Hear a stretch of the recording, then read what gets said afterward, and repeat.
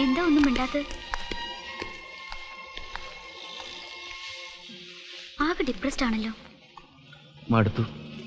ഒരു ജോലിയും കിട്ടുന്നില്ല. 50,000 രൂപയാണ് അത്രേ ഒരു ജോലി തരാൻ. അത്രയും കാശ് കയ്യിലുണ്ടെങ്കിൽ ആർക്കാ ജോലിയുടെ ആവശ്യം? നിന്റെന്ന് വാങ്ങിച്ച കടം തന്നെ തിരിച്ചു തരാൻ നിവൃത്തിയില്ല. സാരില്ല, വലിയ ജോലിയൊക്കെ കിട്ടി ധാരാളം പണമൊക്കെ ആവുമ്പോ എല്ലാം പലിശയും ചേർത്ത് ഞാൻ വാങ്ങിച്ചോളാം. നടക്കുന്ന കാര്യം പോലും പറ. ഞാൻ എന്തൊക്കെയാ നേർന്നിരിക്കുന്നതെന്നറിയോ? പക്ഷേ വലിയ ആളാവുമ്പോ ഈ പാവപ്പെട്ട ചായക്കടക്കാരി മറന്നുകളയരുത്. ശേഖർ,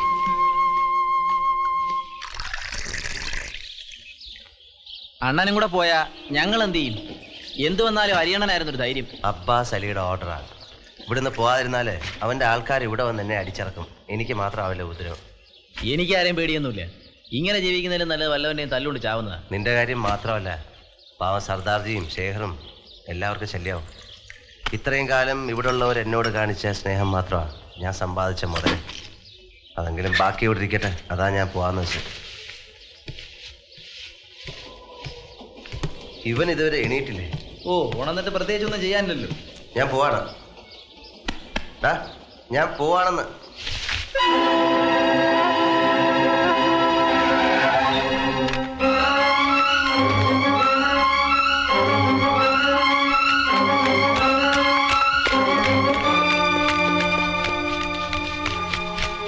എന്തു പറ്റി ശേഖരന്? കുഴപ്പമൊന്നുമില്ല. ഇന്റൻസീവ് കെയർ യൂണിറ്റിൽ അഡ്മിറ്റ് ചെയ്തിരിക്കുക. നാളെ കാണാൻ ഒക്കുമെന്ന് ഡോക്ടർ പറഞ്ഞു. ഇവിടെ നിന്നിട്ട് കാര്യമൊന്നുമില്ല. എന്താ അവനിത് ചെയ്യാൻ? മടുത്ത് കാണും.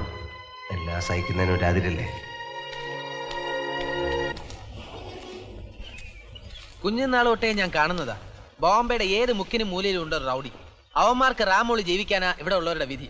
അബ്ബാസ് അലി അല്ലെങ്കിൽ അവനെ പോലെ വേറൊരു തൊട്ടി. ഇതാ ഞാൻ പറഞ്ഞത്. ഇങ്ങനെ പേടിച്ചോടാൻ തുടങ്ങിയാലേ ബോംബെ മുഴുവൻ കിടന്ന് ഓടാനേ സമയം കാണും. വാചകം അടിക്കാൻ എല്ലാവരും ഉണ്ട്. ഞാൻ എന്തും ചെയ്യാൻ തയ്യാറാണ്. തല്ലുകൊണ്ട് ചാവുന്നതിന് പട്ടിണി കിടന്ന് ചാവുന്നതിനെക്കാട്ടിലും അന്തസ്സുണ്ട്. നീയൊക്കെ എൻ്റെ കൂടെ നിൽക്കാം. ആരില്ലെങ്കിലും ഞാൻ നിൽക്കാം. ചുമ്മാ അതും ഇതും പറഞ്ഞിട്ട് കാര്യമില്ല. കാശുണ്ടാക്കാനുള്ള വല്ല പണിയും തുടങ്ങണം. എന്ത് പണി? ചുരുങ്ങിയ ചെലവിൽ 10 കാശുണ്ടാക്കാനുള്ള വഴി ഞാൻ കണ്ടിട്ടുണ്ട്. ചാരായം വാറ്റാനോ? അല്ല, കുടിക്കാൻ. സാധനം ഉണ്ടാക്കി തന്നാ മതി, കൊണ്ടുപോയി കച്ചവടമാക്കി കാശുണ്ടാക്കി തരുന്നതിന് ഞാൻ ഏറ്റു. പോലീസ് പിടിച്ചാലോ? അബ്ബാസ് അലിയും പോലീസും ശാപ്പാട് എല്ലാം കൂടെ നടക്കില്ല. റെഡി ആണെങ്കിൽ പറ, തുടങ്ങാനുള്ള കാശ് ഞാൻ ഒപ്പിക്കാം. ഏയ്, അത് വേണ്ട. വല്ല കള്ളക്കടത്തും. എന്തോന്ന് എടുത്തു വെച്ച് കടത്തും? കള്ളക്കടത്തും. നീ പറഞ്ഞ തന്നെ മതി. ചാരായെങ്കിൽ ചാരായം.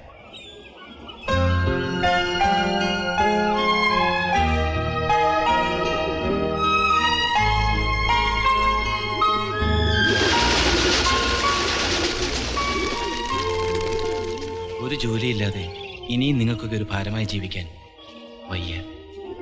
വീട്ടിലെ സ്ഥിതിയാണെങ്കിൽ വളരെ കഷ്ടം. പാവം എൻ്റെ അമ്മ തൂത്തുവാരിയും പാത്രം മുറിയും പഠിപ്പിച്ചതാ മോനെ ഒരു എഞ്ചിനീയർ ആക്കാൻ. താൻ മരിച്ചാൽ അത് മാറുമോ? ഗോവിന്ദൻകുട്ടി തന്നോട് വഴക്കിടുന്നതിൻ്റെ കാര്യം എനിക്കിപ്പം മനസ്സിലായി. ഗതി കെട്ടാലും ഉടുപ്പൊലയുന്ന പണി ചെയ്യാൻ തനിക്ക് മടിയാണ്. ദുരഭിമാനം. മോഹിച്ച ജോലി കിട്ടിയില്ലെങ്കിൽ ജീവിക്കാൻ വേണ്ടി മറ്റൊന്ന് കണ്ടെത്തണം.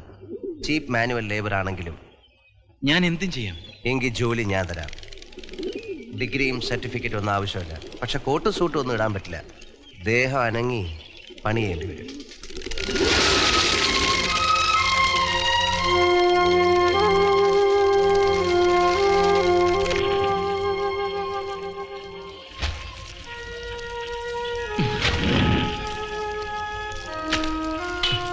എന്താ ഇത്? ഇനി ഇതായിട്ട് എന്തിനാ ബാക്കി? നിന്റെ അമ്മ തൂത്തും തുടച്ചും കഷ്ടപ്പെട്ടത് ഈ സർട്ടിഫിക്കറ്റിന് വേണ്ടിയല്ലേ? പഠിച്ചത് എന്തെങ്കിലും ഉപകരിക്കും. എത്ര കന്നാസ് റെഡി ആയിടേ? 3 കന്നാസ് റെഡി. 3 എണ്ണോ? വെളുപ്പാങ്കാലം തുടങ്ങിയല്ലേ? ഇത്രയാണല്ലോ. ഇവിടെ കിടന്ന് തല്ലുകൂടാനാണ് പരിപാടിയെങ്കിൽ ഞാനിതെല്ലാം പൂട്ടിക്കെട്ടി എൻ്റെ പാട്ടിന് പോകും. മാട്ടുങ്കയിലൊക്കെ ഉള്ള നാരങ്ങ റെഡിയാ. നീ എടുത്ത് വണ്ടി കയറ്റേ.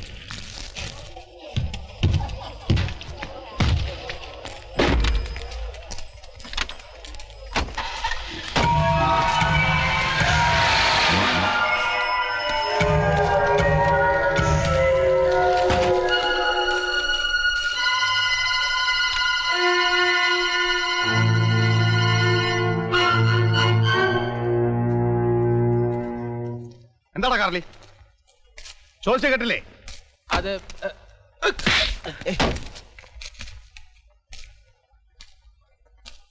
ഞങ്ങളറിയാതെ പുതിയ കച്ചവടമൊക്കെ തുടങ്ങിയിരിക്കാനല്ലടാ.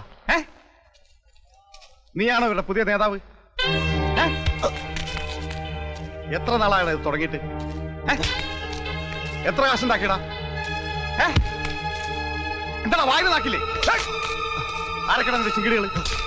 പറയടാ, പറയടാ, പറയാൻ, പറയടാ പൊട്ടി.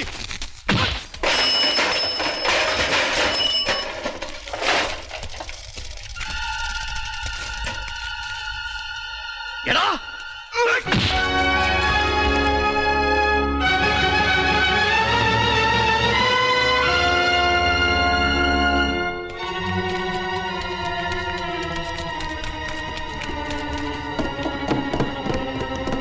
നീ എന്താ കുട്ടി കാട്ടിയത്? മനുഷ്യനെ മനസമാധാനത്തോടെ ജീവിക്കാൻ സമ്മതിക്കില്ലേ? അബ്ബാസ് അലിയോട് ആളെ അടിച്ചവങ്ങളെ യാരെയും ഉയരോടെ വിട്ടതല്ലേ? അയാൾ അറിഞ്ഞാ പിന്നെ ഇവിടെ ചോര കളമായിരിക്കും. झगड़ा करने से पहले ये भी सोचना था कि दूसरों को भी तकलीफ होगी. അബ്ബാസ് ഇവിടെ വന്നിറങ്ങിയ നിങ്ങളെ മാത്രമല്ല ഞങ്ങളെ വെച്ചേക്കില്ല. എത്ര നാൾ അവന്മാരുടെ തല്ലുകൊണ്ട് ഇങ്ങനെ ജീവിക്കും? ഇത്രയും നാള് ഞങ്ങൾ ഇങ്ങനെയല്ലേ ജീവിച്ചോണ്ടിരുന്നത്. മര്യാദയ്ക്ക് അവര് ചോദിക്കുന്നതും കൊടുത്തോണ്ടിരുന്നാലേ ഒരു കുഴപ്പം ഉണ്ടാവില്ല. കഷ്ടപ്പെടാൻ നമ്മൾ ബോസിന് സൂക്ഷിക്കാൻ അവന്മാരും അല്ലേ? നീ മിണ്ടി പോവരുത്. എല്ലാത്തിന്റെയും ശവം ഉടനെ കാണാം. ആരുടെയും ശവം ആരും കാണാൻ പോകുന്നില്ല. അബ്ബാസ് അലി ഇങ്ങോട്ട് വരുന്നതിന് മുമ്പ് ഞാൻ അങ്ങോട്ട് പോയി അയാളെ കണ്ടോളാം. കൊന്നാലും തിന്നാലും എന്നെയല്ലേ ആവുള്ളൂ. ആയിക്കോട്ടെ, തെറ്റ് ചെയ്തത് ഞാനല്ലേ, ശിക്ഷ ഞാൻ മാത്രമായിട്ട് അനുഭവിച്ചോളാം.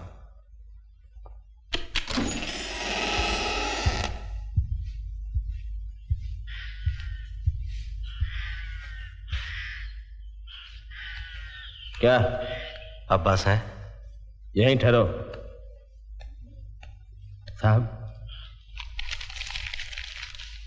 कोई मिलने को आया है?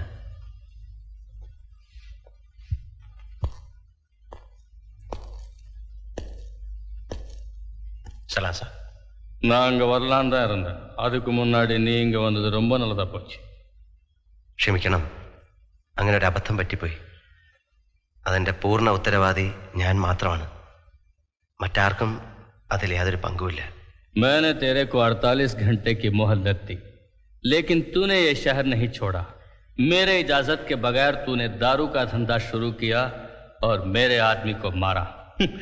ये मेरी गलती थी कि मैंने मेरे दुश्मन को जीने का मौका दिया. ആരെ എതിർക്കാനൊന്നും എനിക്ക് ഉദ്ദേശമില്ല. കയ്യിലുള്ള കുറച്ച് കാശ് വെച്ച് ജീവിക്കാൻ വേണ്ടി ഒരു പണി ചെയ്യുന്നു എന്ന് മാത്രം. കൂടുതൽ സംസാരിക്കണ്ട. ഞാൻ പറഞ്ഞത് നീ കേട്ടില്ല. അതിൻ്റെ പിഴയായിട്ട് ആഴ്ചയിൽ 2000 രൂപ വെച്ച് എനിക്ക് തന്നോളണം. അത്രയും കാശൊന്നും ഞങ്ങൾ ഉണ്ടാക്കുന്നില്ല. ரொம்ப பேசுன ரேட்டிന് ஏறிடும். അബ്ബാസി, अरे चुप. ये जुर्माना सिर्फ तेरे वास्ते नहीं है, ये उन लोगों के वास्ते है जो लोग मेरे को तेरे कारोबार के बारे में नहीं बताया. उन सब लोगों को भी जुर्माना भरना पड़ेगा.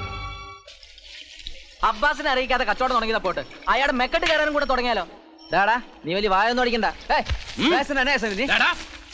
അവന്റെ ദേഹത്തോടരുത്, അടിച്ചതിന്റെ ചെവിക്കുനിരിച്ചോളെ. വിളിച്ചേറെ, നിങ്ങൾ എന്നെ ചൊല്ലി തകരാറൊന്നും വേണ്ട. അബ്ബാസിന് 2000 രൂപ കൊടുക്കാൻ പറ്റില്ല, അത്രയല്ലേ ഉള്ളൂ? ആ, അത്രേ ഉള്ളൂ. പിന്നെ എത്ര കൊടുക്കാം? 500 രൂപ താൻ കൊടുത്തിട്ടിരുന്നോ? അത് കൊടുത്താൽ മതി. അതിന് അബ്ബാസ് സമ്മതിക്കണ്ടേ? ഞാൻ സമ്മതിപ്പിച്ചോളാം. ഗണപതി പൂജയുടെ അന്ന് കാശ് കൊടുക്കാമെന്നാണ് ഞാൻ ഏറ്റിരിക്കുന്നത്. നിങ്ങൾ കാശ് എൻ്റെ കയ്യിൽ തന്നാൽ മതി. സമ്മതിച്ചില്ലെങ്കിൽ പിന്നെ ഞാൻ ഈ തെരുവിലേക്ക് വരില്ല. പോരെ?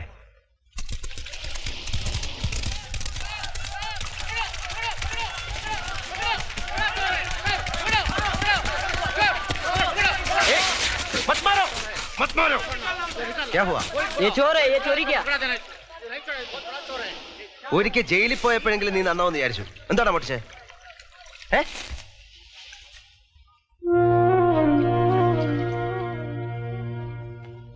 5 ദിവസമായി ആഹാരം കഴിച്ചിട്ട് നിവൃത്തിയില്ലാഞ്ഞിട്ടാ.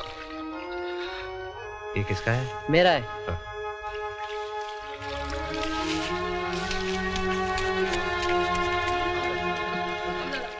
അങ്ങോട്ട് വന്ന നിങ്ങൾ കേട്ടില്ലെന്നറിയാം. കിടന്നിരുന്ന പുര വരെ വിട്ടിട്ടാണ് ദുബായി പോവാൻ ഞാനിവിടെ വന്നത്. പണം മുഴുവൻ വാങ്ങി അവന്മാരെന്നെ പറ്റിച്ചു. എന്റെ കത്തും പണം സ്വപ്നം കണ്ട് പട്ടിണി കിടക്കുന്നൊരു കുടുംബമുണ്ട് നാട്ടില്. നിവൃത്തിയില്ല ചേട്ടാ, ഞാനെന്താ വേണ്ടേ?